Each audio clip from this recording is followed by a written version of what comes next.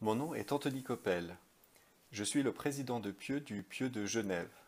Vous êtes ici, dans le Bureau international des relations gouvernementales.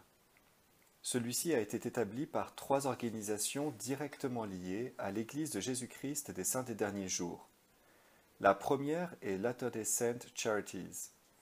La seconde est le Centre international pour les études de droit et de religion de l'Université de Brigham Young. Enfin, la dernière est le Bureau genevois pour l'éducation aux droits de l'homme. Ces trois organisations possèdent leur bureau dans ce bâtiment. Originellement, cette propriété était celle de la mission de Genève de l'Église de Jésus-Christ des Saints des Derniers Jours. En septembre 2016, cette propriété a été dédicacée pour remplir de nouveaux objectifs. L'inauguration de ces lieux, que nous appellerons par la suite par simplification Chambézy, s'est faite en septembre 2016.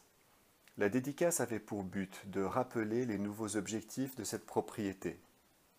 Cette inauguration a débuté avec un dîner regroupant une trentaine de convives. Ce dîner a rassemblé des représentants des Nations Unies à Genève et des représentants de l'Église venus d'Utah et d'Allemagne. Durant le dîner, Filippo Grandi, le haut-commissaire des Nations Unies pour les réfugiés, a été honoré. Il était représenté par Carol Batchelor, directrice de la division de la protection internationale du Haut-Commissariat aux réfugiés. Ce soir-là, après avoir pris la parole, Madame Batchelor a reçu des cadeaux pour Filippo Grandi. Le lendemain, une conférence portant sur les sujets d'actualité, de la liberté de religion et de croyance, ainsi que sur la crise des migrants et des réfugiés a été tenue. Puis la dédicace de Chambézy a été effectuée, suivie de portes ouvertes.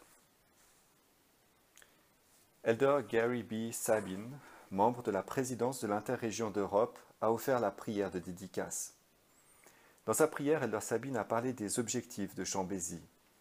Ces bâtiments serviront comme lieu pour assurer le droit divin de liberté de religion et de croyance pour tous, et pour soutenir l'éducation aux droits de l'homme, y compris les droits universels des enfants, partout dans le monde. En s'associant à des groupes partageant les mêmes valeurs qui recherchent à promouvoir l'éducation aux droits de l'homme et à protéger la sainteté de la famille. Ce lieu servira également pour promouvoir les activités humanitaires internationales dans un effort de soulager les mains qui faiblissent pour raffermir les genoux qui fléchissent dans les temps d'urgence et de désastres naturels, mais aussi dans les difficultés personnelles. Ces événements de septembre avaient pour but de clarifier la raison d'être de Chambézy. Dans ses remarques préliminaires, Elder Sabine a parlé de la liberté religieuse et des droits de l'homme.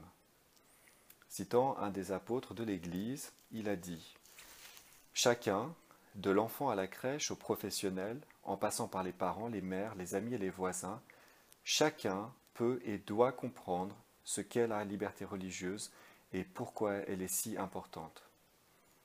Le droit à la religion est un droit de l'homme. Un être humain doit pouvoir trouver un sens à la vie, un sens à sa vie. Pour la grande majorité d'entre nous, cela signifie rechercher, investiguer, adopter, voire dans certains cas adapter ses croyances religieuses. Président Monson, notre prophète, a déclaré « Nous devons remplir notre esprit de vérité. Nous devons remplir notre esprit d'amour. Nous devons remplir notre vie de service. Quand nous sommes remplis d'amour, nous désirons servir les autres.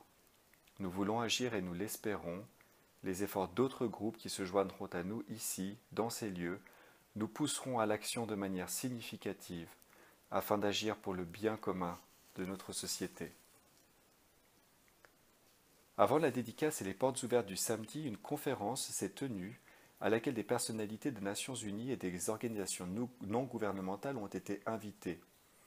Deux débats riches ont été animés sur les sujets de la liberté de religion et de croyance et sur la crise mondiale des réfugiés. Des experts dans ces domaines ont pris la parole. Ils venaient de contextes universitaires, professionnels et religieux d'une grande variété, notamment les Nations Unies à Genève, l'Université Brigham Young aux États-Unis, l'Université d'Oxford en Angleterre, l'Université de Complutense à Madrid, les Baha'i International, l'Église de Jésus-Christ des Saints des Derniers Jours et d'autres organisations non gouvernementales. Nous espérons qu'avec votre visite et nos explications, la raison d'être de ce Bureau international des relations gouvernementales aura plus de sens et que vous pourrez apprécier ses efforts. Nous vous invitons maintenant à visiter ce bâtiment et prendre connaissance de ce qu'il cherche à accomplir. En passant dans la pièce à ma gauche, vous découvrirez une exposition préparée par l'Adolescent Charities, la branche de l'aide humanitaire de l'Église. À votre droite, vous pourrez faire la connaissance du Bureau international des relations gouvernementales de LDS Charities, mais aussi découvrir les répondants locaux du Centre international pour les études de droit et de religion de l'Université Brigham Young. Vous recevrez aussi une explication de ce qu'est le Bureau Genevois pour l'éducation aux droits de l'homme. Les directeurs locaux et le personnel se feront une joie de répondre à vos questions. Enfin, nous prendrons ensemble des rafraîchissements dans le bâtiment d'à côté. Nous espérons que ce que vous verrez, ce que vous entendrez et ce que vous partagerez éveillera votre intérêt.